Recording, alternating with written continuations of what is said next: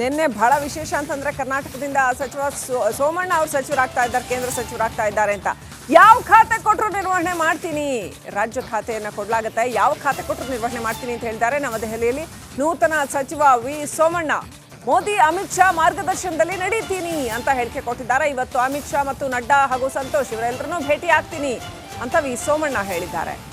ಮೋದಿ ಸಂಪುಟದಲ್ಲಿ ವಿ ಸೋಮಣ್ಣ ಸಚಿವರಾಗಿದ್ದಾರೆ. ಅವರ ರಾಜಕೀಯ ಹಾದಿಯನ್ನು ಗಮನಿಸಿದರೆ ಸಿಕ್ಕಾಪಟ್ಟೆ ಏಳು ಬೀಳಿನ ಹಾದಿ ಅಂತಾನೆ ಹೇಳಬೇಕು.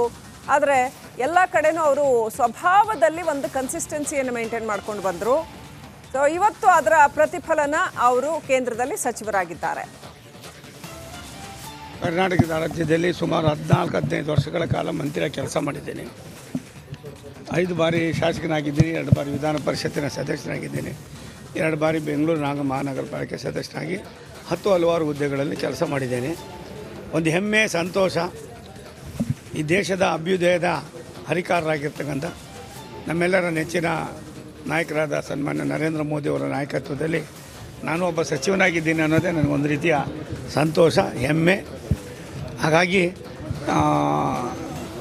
ಇವು ನಮಗೆ ಇಂಥ ಸಂದರ್ಭ ಭಗವಂತ ಕರುಣಿಸಿದ್ದಲ್ಲ ಅಂತ ಭಗವಂತನಿಗೆ ಸರ್ ಇವತ್ತು ಪ್ರಾರ್ಥನೆ ಮಾಡ್ತೀವಿ. ಇವತ್ತು ಕ್ಯಾಬಿನೆಟ್ ಯಾವ್ಯಾವ ಸಚಿವ ಸ್ಥಾನ ಅನ್ನೋದು ಒಂದು ಪಟ್ಟಿ ಹೊರಗಡೆ ಬರುತ್ತೆ, ಅವರು ಸಹಜವಾಗಿ ಒಂದು ನಿರೀಕ್ಷೆ ಇರುತ್ತೆ ನಿಮಗೂ. ನಾನು ಮೊದಲಿಗೆ ಬೆಂಗಳೂರಿನ ಕರ್ನಾಟಕದಲ್ಲಿ ಮಂತ್ರಿ ಆಗಿದ್ದು ಬಂದಿಕಾನೆ.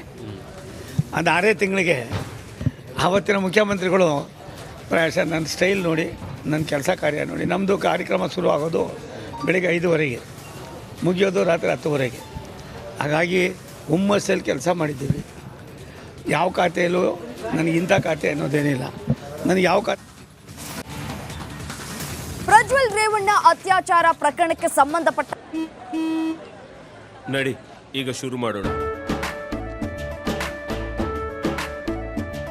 ಕೇಸರಿಯಿಂದ ಮನೋಲ್ಲಾಸ ಮನಸ್ಸು ಮತ್ತೇರಿ ಕುಣಿದಾಡಿದೆ ನೋಡು, ಮನಸ್ಸು ಮತ್ತೇರಿ ಕುಣಿದಾಡಿದೆ ನೋಡು.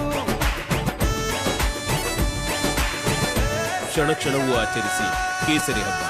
ಮತ್ತೆ ಇವತ್ತು ಎಸ್ಐಟಿ ಕಸ್ಟಡಿ ಅಂತ್ಯ ಆಗತ್ತೆ.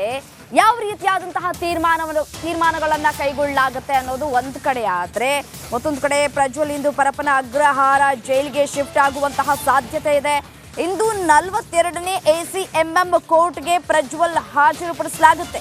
ಇಂದು ನ್ಯಾಯಾಂಗ ಬಂಧನಕ್ಕೆ ಪ್ರಜ್ವಲ್ ಅನ್ನ ನೀಡಿದ್ರೆ ನಾಳೆ ಪುನಃ ಬಾಡಿ ವಾರೆಂಟ್ ಮೇಲೆ ವಶಕ್ಕೆ ಪಡೆಯುವಂತಹ ಸಾಧ್ಯತೆ ಇದೆ. ಪ್ರಜ್ವಲ್ ರೇವಣ್ಣ ವಶಕ್ಕೆ ಪಡೆಯಲಿದೆ ಎಸ್ಐಟಿ.